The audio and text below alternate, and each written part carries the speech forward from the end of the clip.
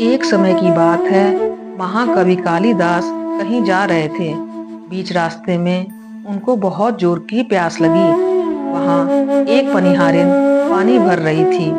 कालिदास बोले, माते, पानी पिला दीजिए, आपका बड़ा पुण्य होगा। पनिहारिन बोली, बेटा, मैं तुम्हें नहीं जानती, अपना परिचय दो, मैं पानी पिला दूंगी। कालिदास ने कहा, मैं अतिथि हूँ, कृपया आप पानी पिला दीजिए। पनिहारी बोली, तुम अतिथि कैसे हो सकते हो? संसार में दो ही अतिथि हैं, पहला धन और दूसरा यौवन। इन्हें जाने में समय नहीं लगता। सच सच बताओ, तुम कौन हो? इस जवाब से पराजित कालिदास आश्चर्यचकित रह गए। कालिदास बोले, मैं सहनशील हूँ, अब आप पानी पिला दीजिए। पनिहारी बोली, नहीं, सहनशील तो दो ही हैं। पहली धरती, जो पापी पुण्य सबका बोझ सहती है, उसकी छाती चीरकर बीज बोने से भी अनाज के भंडार भर जाते हैं। दूसरे पेड़, जिनको पत्थर मारो फिर भी मीठे फल देते हैं। तुम सहनशील नहीं हो सकते, सच बताओ, तुम कौन हो? कालिदास मूर्छा की स्थिति में आ गए और तर्क वितर्क से खींच उठे। कालिदास बोले, मैं हठी हूँ। पनिहारिन बोली, फिर से झूठ बोल रहे हो, हठी तो दो ही हैं, पहले नाखून और दूसरा केश, कितना भी काटो बार बार निकल आते हैं। सच बताओ, तुम कौन हो?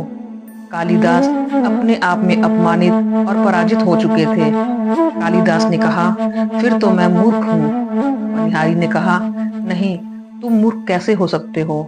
मूर्ख तो दो ही हैं, पहला राजा, जो बिना योग्यता के भी सब पर शासन करता है, और दूसरा दरबारी पंडित, जो राजा को प्रसन्न करने के लिए गलत बात पर भी तर्क करके उसको सही सिद्ध करने की प्रयास करता है।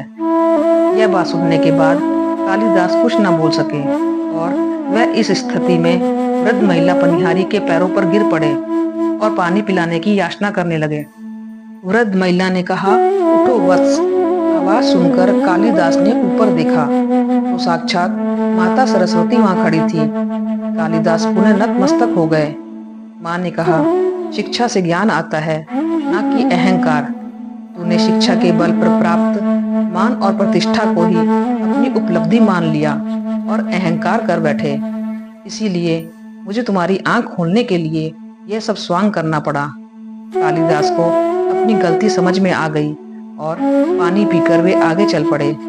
इसीलिए कहते हैं, विद्वता पर कभी घमंड ना करना चाहिए। घमंड विद्वता को नष्ट कर देता है।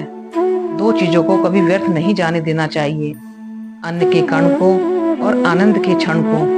घमंड किस बात का करते हैं? आप इस संसार में बिना धन संपदा के आए थे और इसके बिना ही जाएंगे। आपका पहला स्नान भी आपने स्वयं नहीं किया और आपका अंतिम स्नान भी आप स्वयं नहीं कर पाएंगे।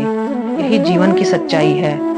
फिर किस बात का इतना घमंड और किस बात की इतनी दुर्भावना? इस धरती पर हमारे लिए बहुत ही सीमित समय है और हम मूल्यहीन बातों में अपना समय नष्ट कर रहे हैं। इसलिए आइए अभी से प्रभु की आराधना में लग जाएं।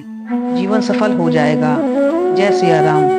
दोस्तों, आपको यह कथा कैसी लगी कमेंट में अवश्य बताएं और चैनल को सब्सक्राइब करें। धन्यवाद।